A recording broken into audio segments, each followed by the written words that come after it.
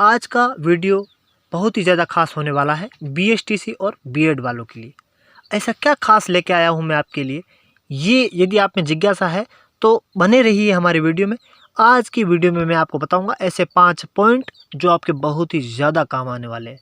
वहीं यदि आपने पॉइंट नंबर 4 और 5 नहीं सुना तो आपका वीडियो किसी काम नहीं आएगा। बहुत ही ज़्यादा इंपॉर्टेंट रहने वाले हैं पॉइंट नंबर 4 और 5। वहीं मैंने आपकी सुविधा के लिए टेलीग्राम चैनल बना रखा है जिसका लिंक नीचे डिस्क्रिप्शन में दे रखा है। तो काफ़ी लोगों के मन में विचार आ रहा है कि जो नई रीट भर्ती है वो कब तक आएगी और उसकी विज्ञप्ति कब तक आएगी। और परसों ही मुझे एक बच्चे ने कमेंट किया कि सर रीट कौन कौन दे सकता है, रीट के लिए एलिजिबल कौन होता है। तो इस प्रकार के काफ़ी दिक्कत उन बच्चों में आती है।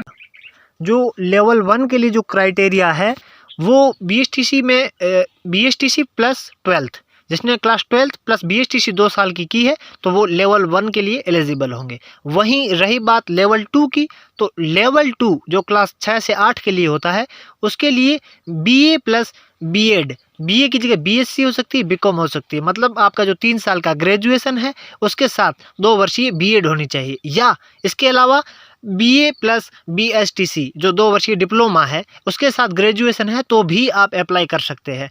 तो ये लेवल 2 के लिए जो आपका पहला डाउट था वो मैंने क्लियर कर दिया है। अब जो अगला डाउट है वो काफ़ी बच्चों में ये आ रहा है कि जो लेवल 1 है और लेवल 2 है इनमें सब्जेक्ट्स किस में होते हैं, हमको सब्जेक्ट्स कौन से लेने पड़ते हैं, क्या अपनी मर्जी से सब्जेक्ट ले सकते हैं या क्या इसका रूल है। तो मैं आपका ये डाउट क्लियर कर लूँ इससे पहले आप अपना चैनल अभी जिसने सब्सक्राइब नहीं किया वो जल्दी से करें और दिल थाम के बैठिए। जो अगला डाउट है वो आपका बहुत अच्छे से क्लियर होगा, इसके बाद आपको और कहीं भटकने की ज़रूरत नहीं है। जो लेवल 1 है वो क्लास 1 से 5 के लिए होता है जिसमें बीएसटीसी वाले एलिजिबल होते थे। तो वो जो है इसमें आपको किसी प्रकार का सब्जेक्ट लेने की ज़रूरत नहीं है, ये सभी के लिए कॉमन ही सब्जेक्ट होते हैं। इसमें 2 प्रकार के एग्ज़ाम होते हैं, जिसमें सबसे पहला एग्ज़ाम होता है प्री, उसके 2-3 महीने या 4 महीने बाद जो नेक्स्ट एग्ज़ाम होता है वो होता है मेंस।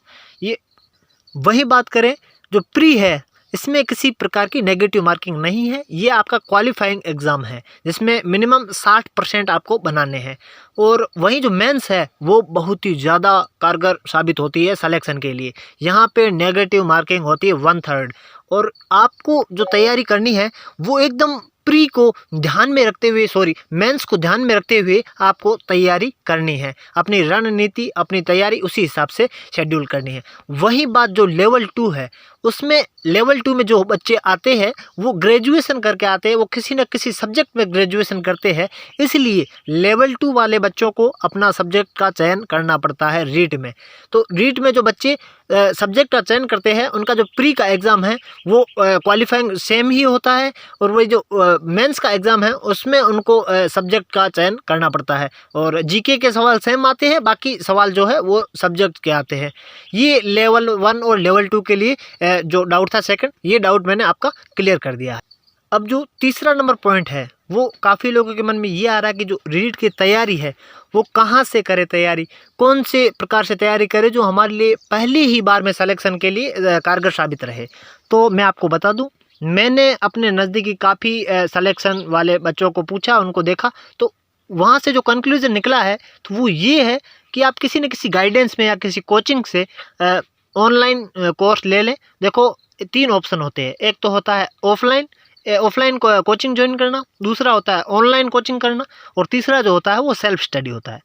तो मैं साथियों आपको बता दूं, जो ऑफलाइन कोचिंग है वो काफ़ी ज़्यादा बच्चे अफोर्ड नहीं कर पाते हैं क्योंकि उनकी फ़ीस ज़्यादा होती है और बच्चे अफोर्ड नहीं कर पा रहे। इस कारण कोई ज़्यादा ज़रूरी नहीं है कि आप ऑफलाइन करेंगे तभी आपका सिलेक्शन होगा, ऐसा नहीं है। मैंने ज़्यादातर जो बच्चे देखे हैं वो ऑनलाइन कोचिंग वाले सेलेक्ट हुए देखे हैं।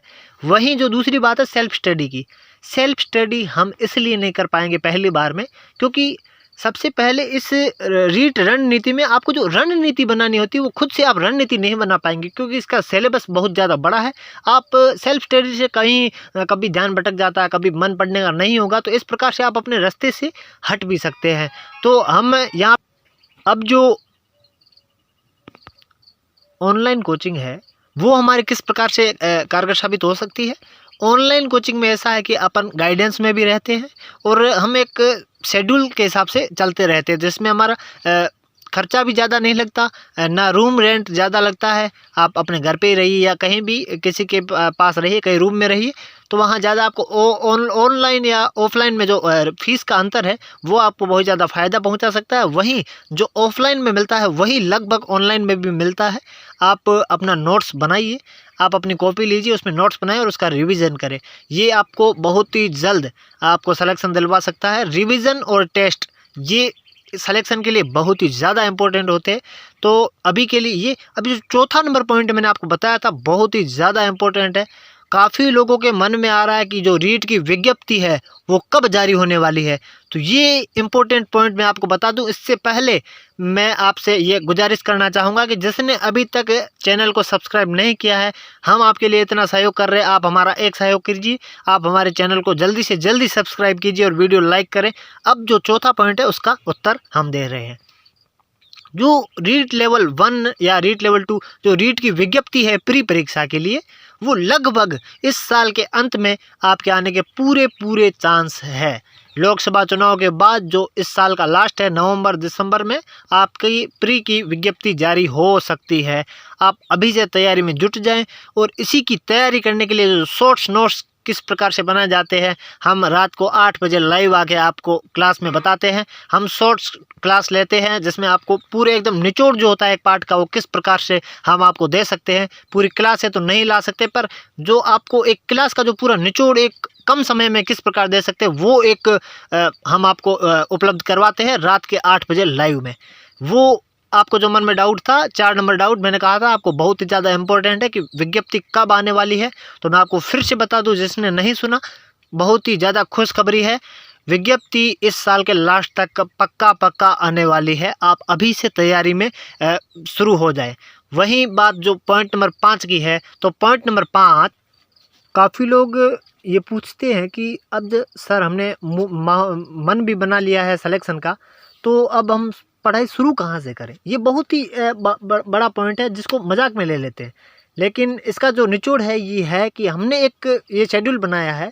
सबसे पहले साइकोलॉजी को पढ़ो, सबसे पहले आप साइकोलॉजी और शिक्षण विद्या, साथ में सब्जेक्ट्स, और फिर उसके बाद आप जीके को ध्यान में रखिए। क्योंकि काफ़ी बच्चे ये करते हैं कि शुरू में जीके पढ़ना शुरू कर देते हैं और जीके कभी अंत होता ही नहीं है और उनके सब्जेक्ट और साइकोलॉजी कमज़ोर रह जाती है और सिलेक्शन से वो बाहर हो जाते हैं।